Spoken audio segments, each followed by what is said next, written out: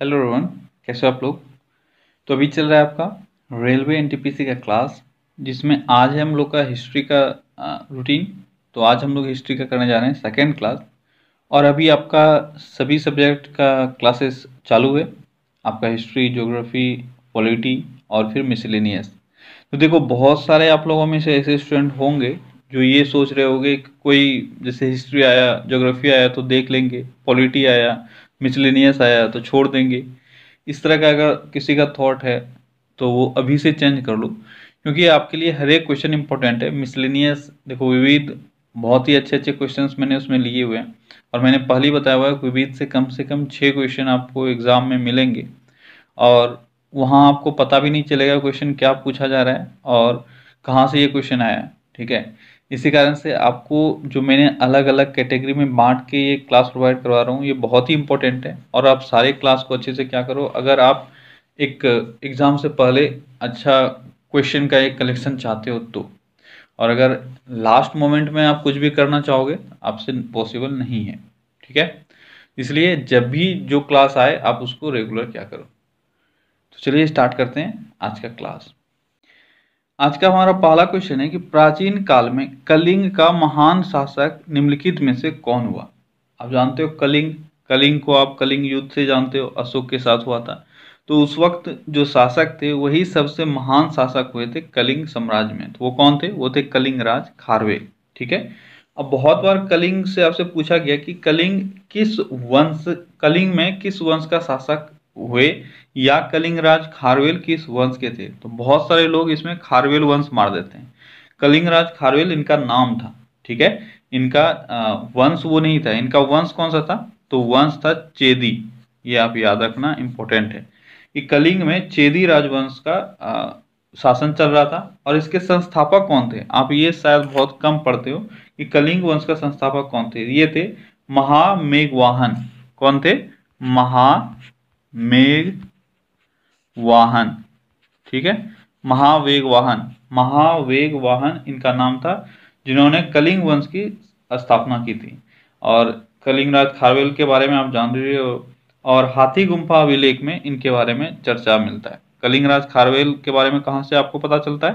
हाथी गुम्फा अभिलेख से। ठीक है, अगला क्वेश्चन है, हड़प्पा सभ्यता के उपकरण व हथियार मुख्यतः किसके बने होते थे।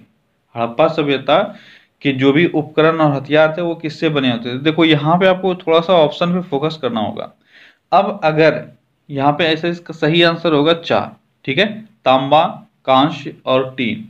अगर यहाँ पे पत्थर भी रहता तो आपका आंसर कंप्लीट हो जाता। ठीक है, यहाँ पे पत्थर नहीं है, इस कारण से जो बेस्ट सुटेबल आंसर है वो है 4, तांबा, कांसा।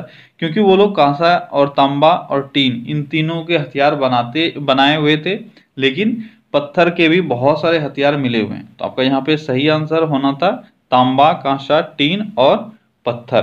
ठीक है, तो पत्थर यहाँ नहीं है तो इसके कारण से ये सही हो जाएगा आपका तांबा, कांसा और टीन। अगला क्वेश्चन है कि कनिष्क की राजधानी थी, कनिष्क की राजधानी कहाँ थी। तो कनिष्क की राजधानी कहाँ थी? ये थी पेशावर। कनिष्क की राजधानी पेशावर थी। कनिष्क के बारे में आप जानते हो कनिष्क किस वंश के राजा थे? तो ये कुषाण वंश के राजा थे। ठीक है, कनिष्क के बारे में तो ये क्लियर है आपको, कुषाण वंश के राजा थे। और कनिष्क के बारे में एक और चीज पूछा जाता है, इनका राजकवि कौन था। तो कनिष्क के राजकवि थे अश्वघोष। ठीक है, ये 2 क्वेश्चन आपसे बार बार पूछे जाते हैं। अगला क्वेश्चन है कि चंद्रगुप्त मौर्य के दरबार में यूनानी ग्रीक राजदूत कौन था। तो बहुत सिंपल सा क्वेश्चन है, चंद्रगुप्त मौर्य के दरबार में यूनानी ग्रीक जो राजदूत थे वो थे मेगास्थनीज, जिसको सेल्यूकस निकेटर ने चंद्रगुप्त मौर्य के दरबार में भेजा था। और मेगास्थनीज ने एक बुक लिखा है जो आपसे एग्जाम में पूछा जाता है, वो है इंडिका। कौन सी है? इंडिका। इंडिका बुक किसने लिखी है? ये मेगास्थनीज ने लिखी है। और इसी इंडिका बुक में मेगास्थनीज ने यह भी कहा है कि भारत में 7 प्रकार की जाति होते हैं। और पाटलिपुत्र नगर के प्रशासन के बारे में भी जानकारी हमें कहां से मिलती है? इंडिका से। ठीक है, क्योंकि पाटलिपुत्र चंद्रगुप्त मौर्य का राजधानी था जिस वक्त वो यहाँ आए हुए थे। अगला क्वेश्चन है, शुंग वंश की स्थापना की थी।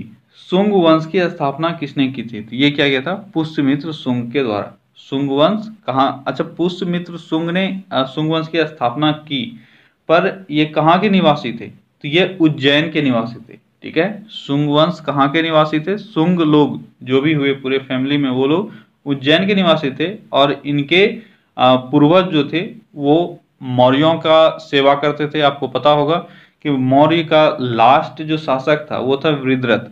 कौन है मौर्य वंश का लास्ट शासक? वृद्धरथ, ठीक है, वृद्धरथ। तो वृद्धरथ के दरबार में पुष्यमित्र जो है वो वृद्धरथ के दरबार में ही सेनापति के रूप में कार्य कर रहा था, ठीक है। लेकिन कुछ ऐसा संयोग बना कि पुष्यमित्र शुंग ने वृद्धरथ की हत्या कर दी और शुंग वंश की स्थापना कर दी। तो वहां से हम लोग जानते हैं कि शुंग वंश के संस्थापक कौन है? ये है पुष्यमित्र शुंग।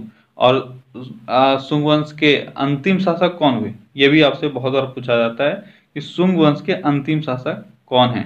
देवभूति, ठीक है। क्या नाम था? देवभूति, देवभूति। अच्छा, ये देवभूति जो था इसका लास्ट रूलर। अब जिस तरह से इन लोगों ने अपने वंश की स्थापना की, यानी शुंग वंश की स्थापना हुई वृद्धरथ की हत्या करके, उसी तरह से देवभूति की हत्या करके फिर कण्व वंश आया, ठीक है। किसके द्वारा हत्या किया गया था? वासुदेव कण्व के द्वारा, वासुदेव कण्व के द्वारा। तो आपको यहाँ से 3 वंश क्लियर हो गया। और कभी कभी आपने इससे पहले भी क्वेश्चन देखा था, कभी ऑर्डर आपसे पूछ लिया जाता है कौन सा वंश पहले आया कौन सा वंश बाद में आया। तो यहाँ से आपका ये क्लियर हो गया। सबसे पहला आपने यहाँ पे 3 देखा, मौर्य वंश। मैंने बताया कि मौर्य वंश के अंतिम शासक वृद्धरथ की हत्या करके शुंग वंश की स्थापना की गई। तो मौर्य वंश के बाद शुंग वंश, और शुंग वंश के अंतिम शासक देवभूति की हत्या करके वासुदेव कण्व ने कण्व वंश की स्थापना की थी। यहाँ से ये तीनों क्लियर हो गया। सबसे पहले मौर्य, फिर शुंग, उसके बाद कण्व, ठीक है। और शुंग वंश के बारे में हमें जानकारी कहाँ से प्राप्त होती है? तो यह है अयोध्या अभिलेख। ये भी आप याद रखना, शुंग वंश के बारे में जानकारी प्राप्त होती है अयोध्या अभिलेख, ठीक है, अयोध्या अभिलेख से। अगला क्वेश्चन है, सातवाहन वर्तमान में किस प्रदेश से संबंधित है? सातवाहन, अगर पूरा नाम आपने इसका सुना होगा तो हम लोग इसको आंध्र सातवाहन कहते हैं, ठीक है, आंध्र सातवाहन। तो ये कहाँ से संबंधित हो जाएगा? आंध्र प्रदेश से, ठीक है। और आंध्र सातवाहन क्यों कहते हैं? क्योंकि पुराणों में सातवाहन को आंध्र कहा गया है। क्या कहा गया है? आंध्र। कहाँ कहा गया है? पुराणों में। ये भी क्वेश्चन आपसे आता है कि आंध्र, सातवाहनों को आंध्र कहाँ कहा गया है? ये कहा गया है पुराणों में, ठीक है। इसलिए हम लोग इसको कहते हैं आंध्र सातवाहन। और सातवाहन वंश की स्थापना किसने की थी? सातवाहन वंश की स्थापना की गई थी सिमुक के द्वारा। किसके द्वारा? सिमुक के द्वारा, ठीक है। सिमुक के द्वारा सातवाहन वंश की स्थापना की गई थी। और एक और चीज जो आपको सातवाहन वंश से क्लियर होना चाहिए, इसकी राजधानी कहाँ थी? तो इसकी राजधानी थी प्रतिष्ठान। कहाँ थी? प्रतिष्ठान, ठीक है। तब याद कैसे रखोगे? याद रखोगे, देखो, सातवाहन, सातवाहन यानी वाहन का मतलब हो गया गाड़ी, कार, ठीक है। तो जिसके पास 7 वाहन है इसका मतलब वो बहुत ही प्रतिष्ठित लोग होंगे, ठीक है। तो आप थोड़ा सा एक लॉजिक बिल्ड करो कि 7 वाहन किसके पास हैं? जो बहुत ही प्रतिष्ठित लोग हैं। तो सातवाहन का राजधानी कहाँ हो गया? प्रतिष्ठान। इस तरह से आपको याद रह जाएगा लंबे टाइम तक, ठीक है। अगला क्वेश्चन है, सिंधु घाटी के लोग पूजा करते थे। सिंधु घाटी के लोग पूजा किस चीज का करते थे? ये करते थे पशुपति का। किसका पूजा करते थे? पशुपति का। आप सब जानते हो, एक सिंगी बैल हुआ करता था उस वक्त, जिसको वो लोग बहुत पूजनीय मानते थे और उसका पूजा भी करते थे। बहुत सारे मुद्रा में इसका हमें उल्लेख मिलता है। अगला क्वेश्चन है, सिंधु घाटी की सभ्यता की क्या विशेषता थी? तो सिंधु घाटी की सभ्यता की विशेषता थी कि वो नगर आयोजन, ठीक है, ये भी है उसका, नगर आयोजित वो सभ्यता था। जल निकास प्रणाली ये भी था वहां पे, और सुनियोजित सड़कें ये भी वहां पे था। तो आपका सही आंसर क्या हो जाएगा? उपर्युक्त सभी, ठीक है। और एक और चीज आपको पता होना चाहिए कि जो सिंधु घाटी सभ्यता थी, ठीक है, उसमें जो घरों का जो गेट और खिड़की होता था तो वो कहाँ रहता था? ये क्वेश्चन भी आपसे पूछे जाते हैं। तो वो कहाँ रहता था? मैक्सिमम लोग इसमें मार देते हैं सड़क पे, लेकिन सड़क पे नहीं होता था। मान लो ये है रोड, यहाँ पे है घर उनका, ठीक है। तो हर घर के बाद एक छोटा सा गली होता था, और गली से जाकर पीछे में इनका गेट होता था, घर के पछवाड़े में, ठीक है। वहीं पे गेट और खिड़की होता था। रोड पे इनको कोई भी गेट देखने को आपको नहीं मिलेगा सिंधु घाटी सभ्यता के घरों में। तो ये बहुत ही इंपॉर्टेंट है, और इसमें अक्सर लोग गलत कर बैठते हैं, ठीक है। तो इनका गेट कहाँ होता था? घर के पीछे, ना कि रोड पे। रोड क्लियर रहता था पूरा। और इनके सड़कों को और शहरों को जो कंपेयर किया जाता है वो ऑक्सफोर्ड से किया जाता है। ये भी आप याद रखना। अगला क्वेश्चन है कि निम्नलिखित में से कौन से शहर में महात्मा बुद्ध ने ज्ञान प्राप्त किया। महात्मा बुद्ध ने ज्ञान प्राप्त कहाँ किया था। तो महात्मा बुद्ध ने ज्ञान प्राप्त किया था गया में, बिहार के गया में। ठीक है, तो गया में निरंजना नदी के तट पर। यह भी आपसे पूछा जाता है कि बुद्ध को ज्ञान प्राप्ति किस नदी के तट पर हुआ था। निरंजना नदी के तट पर, पीपल वृक्ष के नीचे। ठीक है, पीपल वृक्ष के नीचे वो बैठे हुए थे निरंजना नदी के किनारे। और वो दिन कौन सा था, वैशाख पूर्णिमा। इनके जीवन में वैशाख पूर्णिमा का बहुत ही इंपॉर्टेंस है। तो वैशाख पूर्णिमा का वो दिन था जिस दिन इनको ज्ञान की प्राप्ति हुई, पीपल वृक्ष के नीचे। ठीक है, और इसके बाद ये सबसे पहले कहाँ पहुंचे, ये सबसे पहले सारनाथ, जहां इन्होंने अपना पहला उपदेश दिया।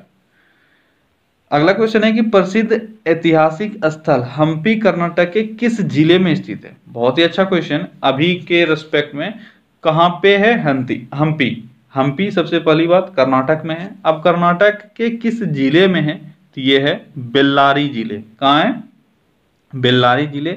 और हम्पी किस वन से संबंधित है, ये भी आप जानते हो, विजयनगर साम्राज्य से ये संबंधित है। ठीक है, विजयनगर साम्राज्य से संबंधित है। और विजयनगर साम्राज्य की स्थापना किसने की थी, हरिहर और बुक्का, दो भाई थे उन्होंने। कौन, हरिहर। ठीक है, हरिहर और बुक्का। तो हरिहर और बुक्का नामक दो भाइयों के द्वारा विजयनगर साम्राज्य की स्थापना की गई थी हम्पी नदी, हम्पी में, हम्पी के निकट आप बोल सकते हो या हम्पी में बोल सकते हो। इनकी राजधानी जो थी वो हम्पी ही थी। और हम्पी किस नदी के किनारे है, ये भी आपसे पूछा जाता है। तो वो है तुंगभद्रा नदी। ठीक है, कौन सी नदी है, तुंगभद्रा नदी। तो ये 3-4 चीजें हैं जिसको आपको हमेशा दिमाग में बनाए रखना पड़ता है। अगला क्वेश्चन है, पल्लव राजा की राजधानी थी। तो पल्लवों की राजधानी कहाँ थी, तो पल्लवों की राजधानी थी कांचीपुरम। कहाँ थी पल्लवों की राजधानी, कांचीपुरम। ठीक है, अच्छा एक क्वेश्चन आपसे यहां से पल्लव से बन सकता है कि पल्लव की राजधानी तो कांचीपुरम थी, लेकिन पल्लव के सबसे महान शासक कौन हुए। तो पल्लव के सबसे महान शासक हुए थे नरसिंह वर्मन प्रथम। ये भी आप याद रखना, नरसिंह वर्मन प्रथम। अच्छा, नरसिंह वर्मन प्रथम का युद्ध पुलकेशिन द्वितीय से हुआ था। बहुत ही इंटरेस्टिंग युद्ध है ये दोनों, पुलकेशिन द्वितीय प्लस नरसिंह वर्मन प्रथम। ठीक है, अब इसलिए इंपॉर्टेंट है कि पुलकेशिन द्वितीय का 2 ही युद्ध बार बार आपसे पूछा जाता है। एक पुलकेशिन द्वितीय प्लस हर्षवर्धन। ठीक है, प्लस हर्षवर्धन। अब ये युद्ध जो हुआ था पुलकेशिन द्वितीय और हर्षवर्धन के बीच, ये हुआ था नर्मदा नदी के तट पर। और इसमें हर्षवर्धन पराजित हुआ था। और इसके बाद पुलकेशिन द्वितीय ने एक टाइटल रखा था अपना, वो क्या था, वो था आपका परमेश्वर। ठीक है, परमेश्वर। पुलकेशिन द्वितीय ने हर्षवर्धन को हराकर परमेश्वर नाम रखा। लेकिन अब ये जो नरसिंह वर्मन प्रथम और पुलकेशिन द्वितीय के बीच में युद्ध हुआ, ये है वतापी का युद्ध। कहाँ का है, वतापी का युद्ध। ठीक है, और वतापी के युद्ध में पुलकेशिन द्वितीय पराजित हो गया और इसकी मौत भी हो गई उस युद्ध में। इसमें विजयी कौन हुआ, नरसिंह प्रथम। ठीक है, नरसिंह वर्मन प्रथम। और इसके बाद इसने, नरसिंह वर्मन प्रथम ने एक टाइटल रखा वतापी कौंड। ठीक है, वतापी कौंड। तो ये 2 चीजें हैं, अगर एक साथ आप दोनों को क्लियर कर लेते हो तब फिर आपको कोई प्रॉब्लम इसमें नहीं होता है। ठीक है, अगला क्वेश्चन है, अजंता तथा एलोरा गुफाएं कहाँ स्थित है। अजंता और एलोरा गुफाएं, तो मैंने आपको पहले ही बताया हुआ था, हम लोग का पहला क्वेश्चन भी इसी से संबंधित था। लेकिन वहां मैंने आपको बताया हुआ था कि अजंता और एलोरा गुफा महाराष्ट्र में है। और महाराष्ट्र में कहाँ है, तो महाराष्ट्र के औरंगाबाद जिले में स्थित है। ठीक है, और उस वक्त जो हम लोगों का क्वेश्चन था उसमें डिफरेंस आप समझो। ठीक है, अभी जो मैं बताने जा रहा हूँ, अजंता और एलोरा गुफाओं को निर्मित जो किया गया था वो मैक्सिमम जो इसका निर्माण हुआ था वो हुआ था राष्ट्रकूटों के द्वारा। किसके द्वारा, राष्ट्रकूटों के द्वारा। अब अभी मैंने बताया राष्ट्रकूट, और वहां मैंने बताया था क्या, गुप्त से रिलेटेड मैंने क्या बताया था कि मैक्सिमम जो चित्र है, आप क्वेश्चन पे ध्यान देना, मैक्सिमम चित्र यानी जो भी पिक्चर्स वगैरह वहां पे हैं वो मैक्सिमम बनाए गए हैं किसके द्वारा, तो ये बनाए गए हैं गुप्तों के द्वारा। लेकिन मैक्सिमम गुफा जो है वो किसके द्वारा बनाया गया, तो वो बनाया गया राष्ट्रकूटों के द्वारा। तो बहुत ही फेमस है, आपको याद रखना है। और इसका एक कैलाश मंदिर है। ठीक है, कैलाश मंदिर वो भी किसके द्वारा बनाए गए, वो भी राष्ट्रकूटों के द्वारा ही बनाए गए हैं।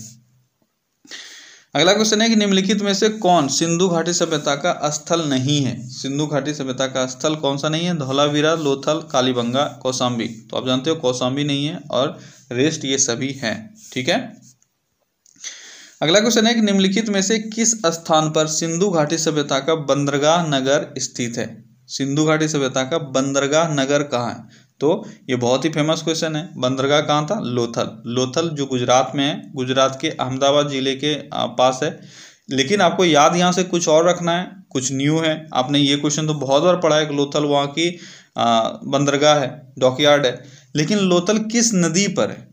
किस नदी का ये डॉकयार्ड था? तो ये लोथल भोगवा नदी पर। लोथल कौन सी नदी पर? भोगवा नदी पर। ठीक है।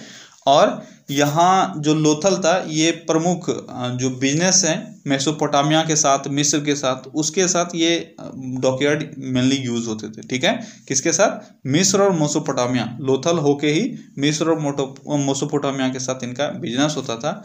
और जो याद रखना है कि लोथल से कुछ कुछ चीजें मिली है, जैसे 3 आदमियों का समाधि एक साथ। ठीक है। ये अगर आपसे पूछ लिया जाए 3 आदमियों का समाधि एक साथ, ये कहाँ मिला है? लोथल से मिला है। अग्निकुंड भी लोथल से ही मिला है।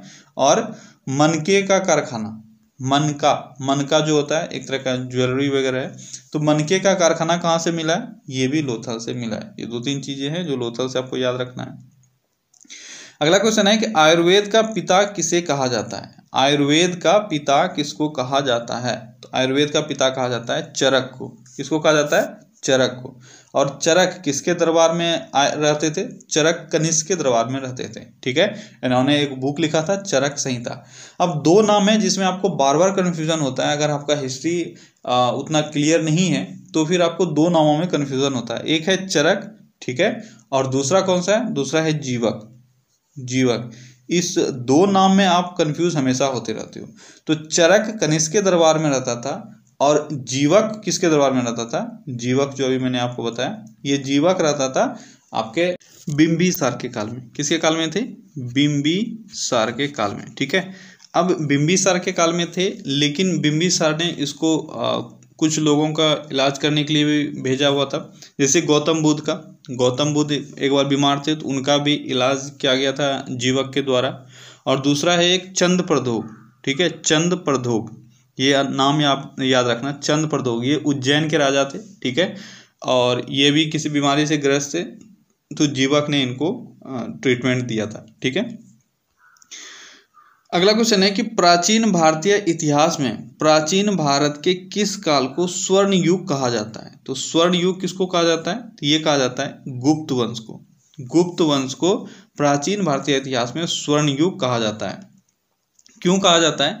क्योंकि उस वक्त कला एवं साहित्य का विकास बहुत हद तक हुआ था। स्थापत्य और चित्रकला का भी विकास हुआ था, और ये विकास जो है स्थापत्य और चित्रकला का, ये अपने चरम सीमा पर था। ठीक है।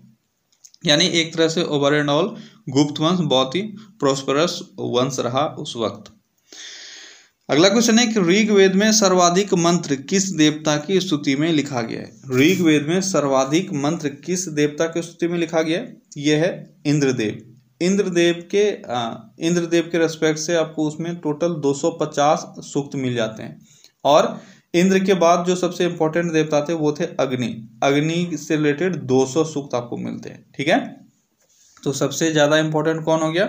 इंद्र, उसके बाद अग्नि। अब ऋग्वेद का अगर बात करें तो इसमें टोटल कितने मंडल हैं, ये भी बहुत बार आपसे पूछा गया है। टोटल 10 मंडल है। ऋग्वेद में 10 मंडल हैं। और टोटल सूक्त कितने हैं? ये हैं 1028। ठीक है। टोटल सूक्त हैं 1028। और टोटल मंत्र कितना है? टोटल मंत्र है 10,580। ठीक है। टोटल मंत्र कितना है? 10,580। टोटल सूक्त हैं 10,028 और टोटल मंडल है 10। ठीक है। और मंत्र के उच्चारण करने वाले को क्या कहते हैं, ये भी आपसे पूछा जाता है। जो पुरोहित इस मंत्र का उच्चारण करता है उसको क्या कहा जाता है? उसको कहा जाता है होत्री। क्या कहा जाता है? होत्री। ठीक है। और देवता में सबसे इंपॉर्टेंट कौन थे? इंद्र। अगला क्वेश्चन है कि भगवान बुद्ध की मृत्यु किस स्थान पर हुई थी? भगवान बुद्ध की मृत्यु कहाँ हुई थी? ये हुई थी कुशीनगर में। कहाँ हुई थी? कुशीनगर में। इनका जन्म हुआ था कपिलवस्तु के निकट लुम्बिनी नामक ग्राम में, लेकिन इनका मृत्यु हुआ था कुशीनगर में, और मृत्यु कब हुआ था? 483 बीसी में, ठीक है। 483 बीसी में इनका जन्म हुआ, लेकिन मृत्यु कब हुआ था? 483 में इनका मृत्यु हुआ, लेकिन जन्म कब हुआ था? ये हुआ था 563 बीसी में, ठीक है। ये दोनों आपको क्लियर रहना चाहिए। और इनकी मृत्यु की घटना को क्या कहा गया था? ये कहा गया था महापरिनिर्वाण। अगला क्वेश्चन है कि निम्नलिखित में से हड़प्पा संस्कृति का कौन सा जानवर सील तथा टेरिकोटा कला को प्रदर्शित नहीं करता है? ये एक इंपॉर्टेंट क्वेश्चन है जो आप एग्जाम में गलत कर सकते हो। हड़प्पा संस्कृति का कौन सा जानवर सील तथा टेरिकोटा कला को प्रदर्शित नहीं करता है? टेरिकोटा मैंने आपको बताया हुआ था, जो मिट्टी का जो सामान आग में पका के बनाया जाता है उसको बोला जाता है टेरिकोटा, ठीक है। तो कौन सा जानवर उसमें नहीं था? उसमें आपको हाथी मिलता है, बाघ मिलता है, राइनोसेरस भी मिलता है, लेकिन गाय का कहीं उल्लेख नहीं है। ये बहुत ही इंपॉर्टेंट था। आपको इजी लगेगा, आपको लगेगा गाय तो नॉर्मल है, सब कोई जानता है, तो आप कोई और जानवर मार दोगे, लेकिन गाय का कहीं पे भी टेरिकोटा कला और जानवर सील जो भी मिले हैं उसमें से कहीं पे भी गाय का उल्लेख नहीं मिलता है। अगला क्वेश्चन है कि निम्नलिखित में से समाज के किन दो वर्गों पर बुद्ध का सर्वाधिक प्रभाव पड़ा था? तो कौन से ऐसे दो सेक्ट थे समाज के जिस पर सबसे अधिक प्रभाव पड़ा बुद्ध का? तो ये है महिला और शूद्र पर, ठीक है। तो समाज के दो वर्ग महिला और शूद्रों पर बुद्ध का सर्वाधिक प्रभाव पड़ा था, और बुद्ध ने जो अपना संघ बनाया था उस संघ में हर एक किसी के लिए दरवाजा हमेशा खुला रहता था, चाहे वह किसी भी धर्म का हो, किसी भी जाति का हो। इसी कारण से बुद्ध संघ में प्रवेश के लिए स्त्रियों पर भी प्रतिबंध नहीं था। तो ये बहुत ही इंपॉर्टेंट है। महिलाओं और शूद्रों को समाज में एक ऊपर उठाने का प्रयास बुद्ध ने किया था। अगला क्वेश्चन है कि हर्षवर्धन के समय में कौन सा चीनी यात्री भारत आया था? तो हर्षवर्धन के समय कौन भारत आया था? यह है वेनसांग, ठीक है। फायन वेनसांग, आपको कंफ्यूज नहीं होना है। वेनसांग, हर्षवर्धन, HH आपको मिला लेना है। अब यहाँ से एक और चीज याद रखना है कि वेनसांग का कौन सा बुक है जिसमें आपको हर्षवर्धन के बारे में या बौद्ध धर्म के बारे में उल्लेख मिलता है? तो हर्षवर्धन का नहीं, वेनसांग का। तो वेनसांग का एक बुक है CU की, ठीक है। CU की बुक किसका है? यह है वेनसांग का, ठीक है। अगला क्वेश्चन है कि उनको सिद्धार्थ के नाम से जाना जाता है। किनको सिद्धार्थ के नाम से जाना जाता है? तो यह है बुद्ध का बचपन का नाम क्या था? बुद्ध के बचपन का नाम था सिद्धार्थ। और इनका जन्म जो हुआ था वो किस वंश, इनके पिताजी किस वंश के थे? तो इनके पिताजी थे शाक्य वंश के, शाक्य मुनि। हम लोग उनको शाक्य मुनि के नाम से भी जानते हैं, ठीक है। शाक्य मुनि, शुद्धोधन इनका नाम था। क्या नाम था? शुद्धोधन, जो थे बुद्ध के पिता। अगला क्वेश्चन है कि औषधि विज्ञान वेद हैं। औषधि विज्ञान वेद है, कौन सा वेद औषधि विज्ञान को रिप्रेजेंट करता है? तो यह है आपका अथर्ववेद। कौन सा वेद है? अथर्ववेद, जो औषधि विज्ञान को रिप्रेजेंट करता है। अगला क्वेश्चन है कि हर्ष के शासनकाल में उत्तर भारत का सबसे महत्वपूर्ण शहर कौन सा था? तो हर्षवर्धन के काल में उत्तर भारत का सबसे महत्वपूर्ण जगह था वो है कन्नौज, ठीक है। अब देखो हर्षवर्धन कहाँ का शासक था? तो ये थानेश्वर का शासक था। आपको ये याद रखना है कि थानेश्वर का शासक था। और जब 7th सेंचुरी का भी बात कर रहे हैं हम लोग, जब हर्षवर्धन था तो उस वक्त पाटलिपुत्र जो उस वक्त का, उससे पहले सबसे एक बहुत ही इंपॉर्टेंट शहर हुआ करता था, लेकिन 7th सेंचुरी में इसका महत्व थोड़ा कम हो गया था और कन्नौज धीरे धीरे अपने चरम सीमा पर पहुंच रहा था। तो हर्षवर्धन ने इसको देखा और फिर इन्होंने अपनी राजधानी को थानेश्वर से कहाँ शिफ्ट कर लिया? कन्नौज में, ठीक है। तो पहले इनका राजधानी था थानेश्वर, लेकिन बाद में इन्होंने कन्नौज ट्रांसफर कर लिया था। हर्षवर्धन का राजधानी जब आपसे पूछा जाता है तो वो कन्नौज ही होता है। अगला क्वेश्चन है कि निम्नलिखित में से कौन सा कथन सिंधु घाटी सभ्यता से संबंधित सही है? सिंधु घाटी सभ्यता से कौन सा कथन सबसे सही है? तो देखते हैं क्या क्या स्टेटमेंट है। उनके घर ईंटों के बने होते थे। तो आपको पता है कि उनके घर कच्चे और पक्के दोनों तरह के ईंटों से बने हुए हैं, ठीक है। अगला क्वेश्चन है सभा भवन की खोज मोहनजोदड़ो में हुई है। तो बिल्कुल सही है, मोहनजोदड़ो में एक सभा भवन की खोज हुई है। घर की निर्माण योजना में खुला चौक मुख्य लक्ष्य था। तो ये भी सही है, खुला चौक हुआ करता था। मैंने बताया कि इनके शहर का जो शेप था वो ऑक्सफोर्ड से कंपेयर किया जाता है, ठीक है।